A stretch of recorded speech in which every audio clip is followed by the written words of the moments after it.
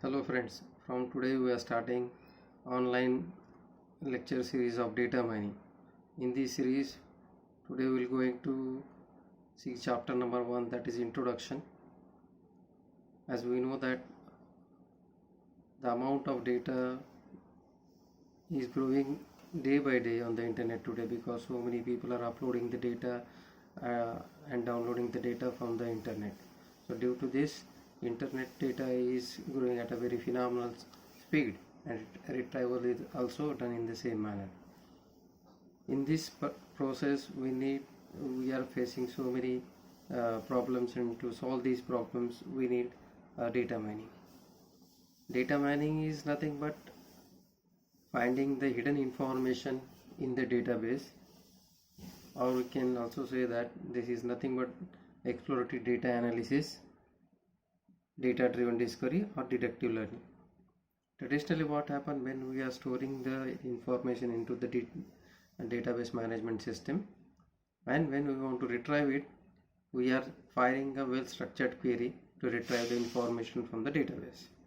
Whatever the data we are receiving, this is nothing but the subset of the main database. The traditional database structure is shown in your figure 1.1, which is right in front of you now.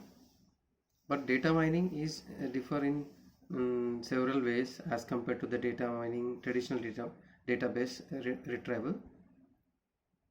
Three different things which are separating your data mining from the traditional database is a query, second is data, and third one is output.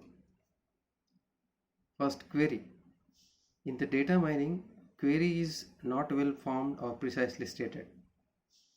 The data miner might not even be exactly sure of what he wants to see. Means that a query is not at all precisely stated, whereas the query is precisely stated in your traditional database management system. Data. The data accessed is usually in very different version form that the original operational database. The data have been cleansed and modified to better support the mining process.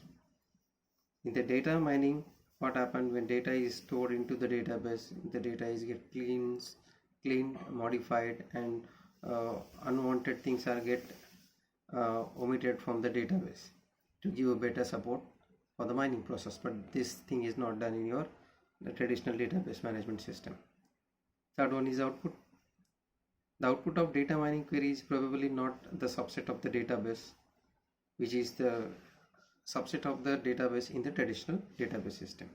Instead of that, the output is some analysis of the content of the database. These are the three what you can say the differences in between the traditional database access and your data mining. The data mining which is basically involve many different algorithms to accomplish the above task or very different task. All these algorithms attempt to fit a model to the data. These algorithm examines the data, determines the model, and that which is the closest to the characteristics of the data mining will get examined. So data mining algorithm is having three parts basically. One is model, second one is preference, third one is search. First of all, we need to create a model. The purpose of the algorithm is to fit a model to the data, which model is first developed, then data is get fitted into the model.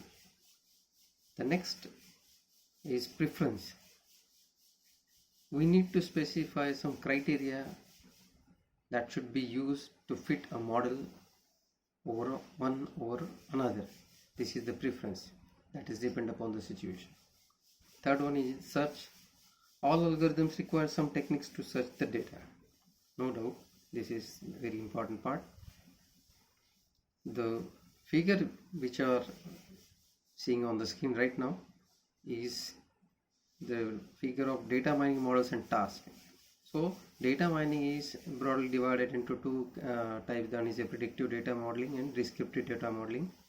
Predictive data modeling is again get divided into four parts. One is classification, second one is regression, third one is time series analysis, prediction, and descriptive data mining is divided into four parts, that is clustering, summarization, association rule, sequence discovery. This is the basic data mining model and the respective tasks. So predictive data modeling, what is a predictive data modeling means? The predictive data modeling, this model makes a prediction about the values of the data using the known results found from the different data. This predictive data modeling may be made based on use of another historical data. For example, a credit card use might be refused, but not because of user's own credit history, but because of current purchase is similar to the earlier purchases that were subsequently found to be made with the stolen card.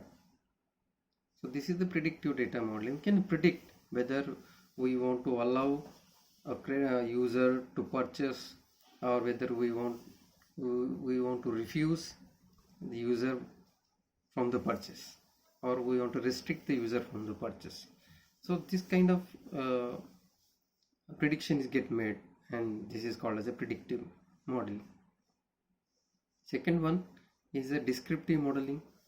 But before going to this predictive modeling, descriptive modeling, predictive modeling uses the historical data, and on the basis of historical data we can predict. This is the important part of this. Second one is descriptive modeling. Descriptive model identifies the patterns or relationship in the data. Unlike predictive model, descriptive model serves as a way to explore the properties of the data examined, not to predict new properties. Some of the examples of predictive data models are, we'll go into the detail of predictive modeling later on. For the time being, we'll just see some of the examples of descriptive data modeling, that is clustering, summarization, association rules, sequence discovery. These are the main descriptive models.